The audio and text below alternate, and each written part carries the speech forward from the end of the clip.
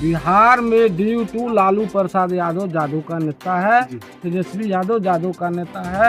अगर उनको भी सूर्य यादव जैसे और दल बदलना रहता तो 15 में जो सरकार बनी थी अलायंस जदयू से और राजद का, उस समय जब सरकार गिरा तो जा करके मोदी जी का संदेश आया तेजस्वी के पास, आप जदयू छोड़कर मेरे साथ आइए, सरकार बनाइए, आप मुख्यमंत्री रहिएगा बिहार के। फिर भी लालू यादव का परिवार उस मुख्यमंत्री पद को ठुकरा दिया। यादव जी, क्या कहा जा सकता है 2025 में किसका पलड़ा भारी है? 2025 में तेजस्वी जी को सरकार बनने जा रहे हैं। कमाई दवाई रोजगार नौकरी सब मुद्दा को लेकर हर बिहार के नागरिक, हर मतदाता भाई बहन सब लोग सरकार बदलने के पक्ष में है। बदलाव होगा, विकास होगा, रोजगार होगा, नौकरी होगा, ये हम लोग का उद्देश्य है हर मतदाता बहनों के लिए। नमस्कार, मैं रवीश और आप देख रहे हैं द न्यूज ऑफ नेशन। अभी वर्तमान में मैं रक्सौल विधानसभा क्षेत्र के लक्ष्मीपुर पोखरिया पंचायत के लक्ष्मीपुर ग्राम में स्थित हूँ। मैं आपको सीधे तस्वीर दिखा रहा हूँ। ये जो विद्यालय है, यह विद्यालय पे 2 बूथ का वोटिंग होता है, जिसका बूथ नंबर 240 है और 241। यहाँ का जो वर्तमान स्थिति है, मैं इसको दिखा रहा हूँ कि यहाँ पे कोई ऐसा नोटिफिकेशन पैनल नहीं लगाया गया है कि महिलाओं या वोटर्स को किन किन चीज़ों का अवॉइड किया जाएगा और कौन कौन सी यहाँ पे चीज लेके वोटर्स नहीं आ सकते। लेकिन मैं आपको अंदर की तस्वीर दिखाने के प्रयास कर रहा हूँ। यही वोटर्स है जो किसी के भविष्य को संवारने का काम करते हैं। यही वोटर्स है जो भविष्य में अपनी जीवन की कामना का उम्मीद लेकर आज वोटिंग करने आए हैं। हम ये तस्वीर दिखा रहे हैं, आप देख सकते हैं कि यहाँ पे कितनी बड़ी मात्रा में मेल और फीमेल की कतार लगी हुई है और ये दोनों जेंडर जो है यहाँ पे वोट देने के लिए एकदम एक्साइटेड है। सभी लोग अपने वोट देने के लिए यहाँ पे धूप में, कड़ाके के धूप है और इस कड़ाके के धूप में यहाँ पे लोगों को वोटिंग करने अपनी अपनी बहुमत को देने के लिए आ चुके हैं। आपको एक चीज और बता दूं, एक तरफ ये 240 है, ये बूथ नंबर 240 है और ये जो 240 के कैंडिडेट हैं, 240 बूथ नंबर 240 के वोटर्स है। आप देख सकते हैं कि 240 के वोटर्स के लिए कोई यहाँ पे टेंट का सुविधा नहीं है, लेकिन फिर भी ये मतदाता लोकतांत्रिक पर्व को मनाने के लिए इस भूमि पे एकदम तपते धूप में खड़े हैं। लेकिन एक झलक मैं और दिखा दूं, ये जो बूथ संख्या है, ये बूथ संख्या 241 है और यहाँ पे ये कुल मिलाकर तो देखा जा रहा है जो वोटिंग हो रही है बहुत शांतिपूर्वक हो रही है। यहाँ पे किसी अलायंस का कोई दबदबा नहीं है। वोटर्स का कहना है कि अपनी मत है, हम अपने अधिकार को देने आए हैं, हम लोकतंत्र का पर्व मनाने आए हैं। यही एक खूबसूरती है संविधान का कि हर एक नागरिक लोकतंत्र का पर्व मनाता है और अपने एक कीमती वोट देकर पार्टी का और अपने एक कीमती वोट देकर अपने जीवन को संवारने के लिए 5 साल का कार्यकाल देता है। लेकिन मैं आपको तस्वीर दिखाऊंगा, यहाँ पे कोई ऐसा नोटिफिकेशन पोस्टर को नहीं लगाया गया है। क्या चीज अवॉइड करना है, और जो कि यहाँ पे और सारे विद्यालय में मैं देखा कि वहाँ पे नोटिफिकेशन लगाया हुआ है, पोस्टर्स लगाए हुए हैं, लेकिन ना तो यहाँ पे सीसीटीवी कैमरा का कोई पोस्टर दिख रहा है और ना ही यहाँ पे कोई प्रिकॉशंस को क्या क्या प्रिकॉशंस को फॉलो करना है उसका पोस्टर दिख रहा है। मैं यहाँ पे ये गाड़ी भी दिखाऊंगा। ये जो गाड़ी है ये इलेक्शन कमीशन के जो अधिकारी हैं उनके द्वारा यहाँ पे आया गया है और लोग जो है यहाँ पे बहुत अच्छे से प्रतिक्रिया दे रहे हैं, अपना वोटिंग कर रहे हैं। चलिए मैं आपको और भी तस्वीरें साझा करूंगा।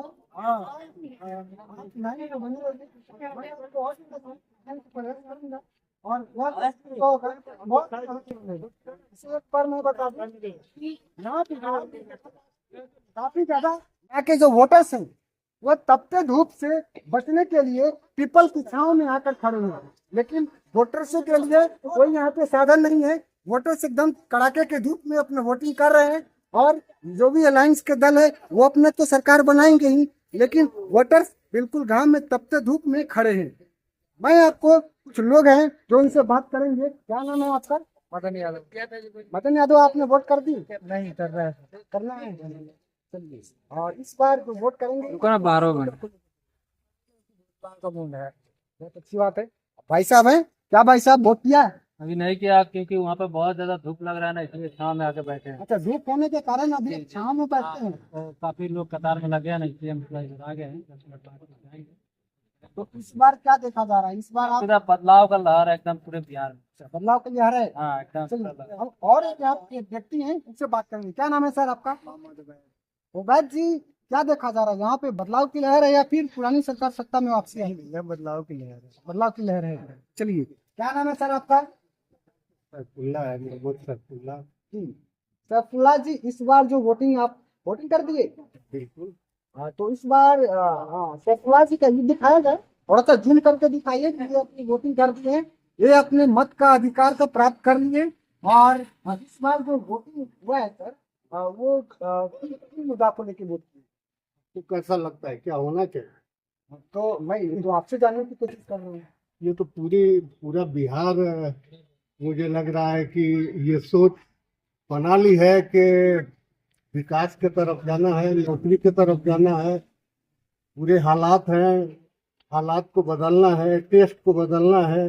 हम अपने अधिकार का हक को पहचानना है। पहले लोग लूट लिया करते थे, अब की बार प्रशासन ने और मुझे लग रहा है कि इतनी बेहतरीन व्यवस्था है जिसकी बुनियाद पे लोग बदलाव के तरफ जा रहे हैं, अपनी जिंदगी की सोच के तरफ जा रहे हैं, पलायन को रोकने के तरफ जा रहे हैं। आपको पता है कि लॉकडाउन में रास्ते में कितने माओ का बेटा उजड़ गया, कितने बहुओं की सिंदूर उजड़ गई, कितने लोग रेलवे ट्रैक पे दब के मर गए, कितने लोगों के पैर में छाले पड़ गए, कितने बच्चे मर गए। आपको ये सारी चीजें वक्त आने पे यहाँ के आवाम में एहसास हुआ है कि मुझे what I should do when I return my power. मुझे मेरी पावर जब मिले तो मुझे क्या करना चाहिए।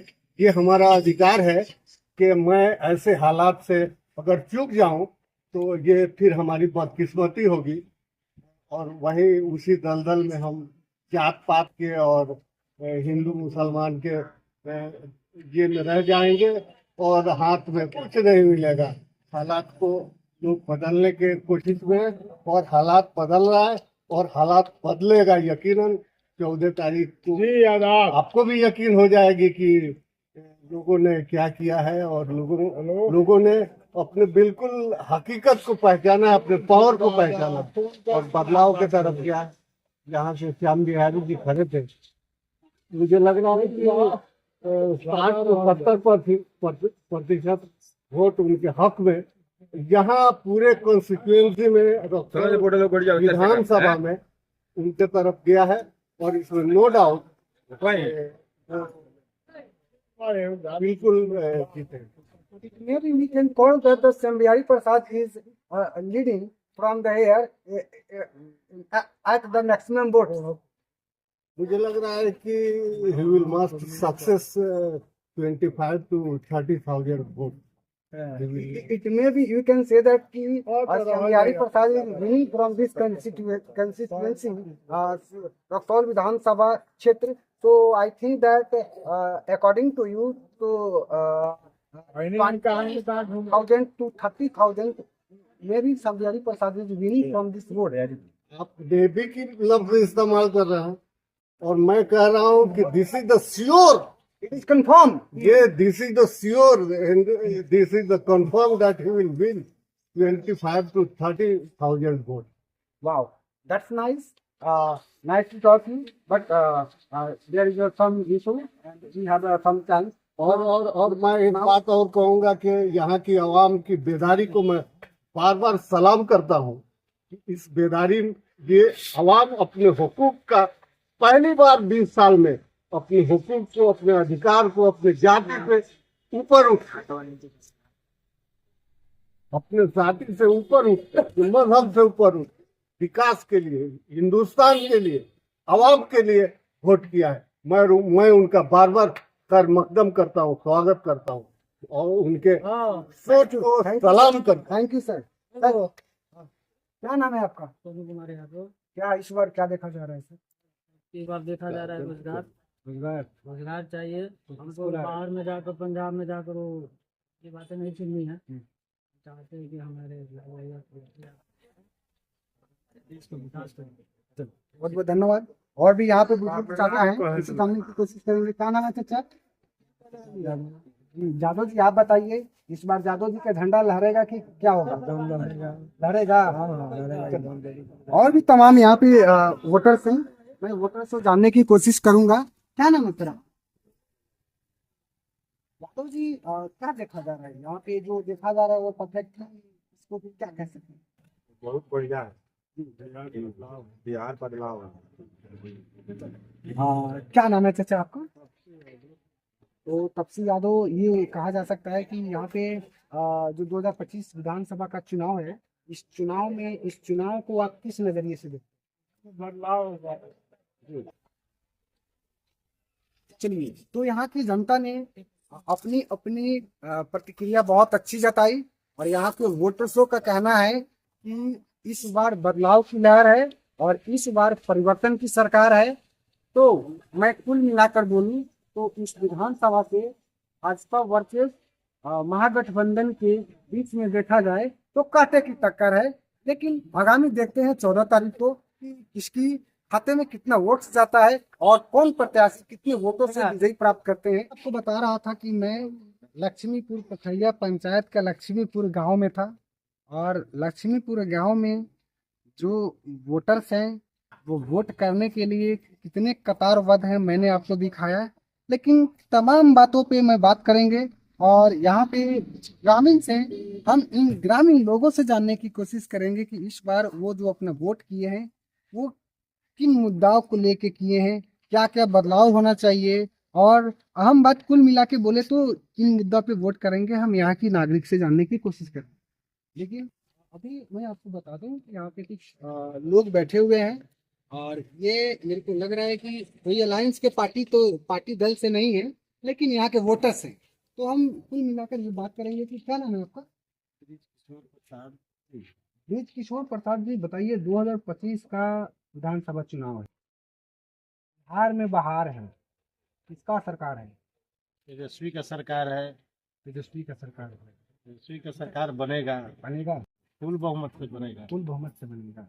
तब इसमें भी कोई दुमत का बात। अच्छा, एक क्वेश्चन मैं आपसे कर रहा हूँ सर कि यहाँ के आरजेडी के कटावर नेता सुरेश प्रसाद यादव जी थे, जो रक्सौल विधानसभा के पिछले देखा जाए तो 2015 के टाइम में उन्होंने लड़ा था। लेकिन अभी वो कल देखा गया न्यूज के माध्यम से कि ये जाके भाजपा में विलय कर गए हैं, तो उसका क्या उद्देश्य है? उनका कोई उद्देश्य नहीं है, उनका कोई जनाधार नहीं है जी, यादव। हम का लोग नेता- एक समाज है। यादव का नेता लालू यादव है, तेजस्वी प्रसाद है। उनका ये कोई यादव काहे का नेता है? यादव पर कोई फर्क पड़ने वाला नहीं। मतलब इस तरह से वो अलायंस में जाके विलय हो गए हैं, तो उसका कोई असर नहीं कोई असर नहीं देख रहे हैं आप, कहीं असर दिखाई दे रहा है आप? जा रहे हैं घूम- सब लोग। यहाँ पे और भी ग्रामीण हैं। क्या नाम है सर आपका? मेरा नाम बहुत किशोर प्रसाद यादव। यादव जी, बताइए इस बार क्या देखा जा रहा है? आप लोग वोटर्स हैं, आप लोग मतदान करने गए, आपने मतदान कर दिया क्या? हाँ, मतदान कर चलिए, आपने किन मुद्दा को लेकर मतदान किया? हमने बेरोजगारी, महंगाई और भ्रष्टाचार को लेकर हमने मतदान किया है। जी, सबसे पहले देखिए, जो बिहार में, इस देश में कितना महंगाई है, बेरोजगारी है। वर्तमान प्रेजेंट में जो सरकार है, अभी तक मैंने क्या किया है? महंगाई के अलावा, बेरोजगारी के अलावा दिया क्या है? इसलिए मैंने उस सब को देखते हुए मैंने मतदान किया है, सरकार बदलाव को लहर को लेकर। हाँ, चलिए, क्या नाम है सर आपका? ब्रिज किशोर प्रसाद यादव। अच्छा, यादव जी, क्या कहा जा सकता है 2025 में किसका पलड़ा भारी है? 2025 में तेजस्वी जी का सरकार बनने जा रहा है।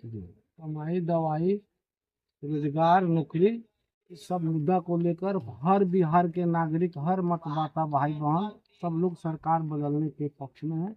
बदलाव होगा, विकास होगा, रोजगार होगा, नौकरी होगा, यही हम लोग का उद्देश्य है। हर मतदाता बहनों से